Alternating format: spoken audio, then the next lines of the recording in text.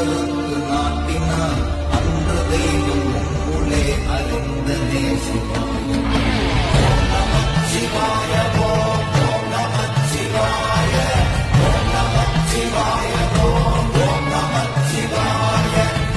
இந்த பாடலின் மூலம் சிவவாக்கிய சித்தர் ஒன்றே குலம், ஒருவனே தேவன் என்றும் இறைவன் ஒருவனே, அவனே இந்த பிரபஞ்சத்தின் தலைவனான ஈசன் என்று கூறுகின்றார். சக்தியும் சிவனும் ஒன்றாகி இந்த உலகம் அனைத்திலும் ஒன்றான சிவமே எல்லாமாயிருக்கின்றது.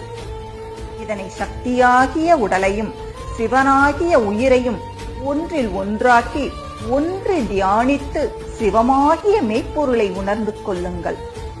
அன்றும் இன்றும் ஒன்றே தெய்வம், ஒருவனே தேவன், ஆதியும் அந்தமுமாகி எப்போதும் நிலையான ஒன்றாக இருப்பவன், என்றும் இளமை மாறாமல் நின்ற செம்பொன்னம் பலத்தைக் கண்டு செம்பில் களிம்பறுத்து பொன்னாக்குவது போல் நீங்கள் செய்த பாவங்கள் அனைத்தையும் நீக்கி ஜோதியில் மனதை நாட்டி தியானித்தால் அப்போது தெய்வம் உமக்குள்ளே இருப்பதை அறிவீர்கள்.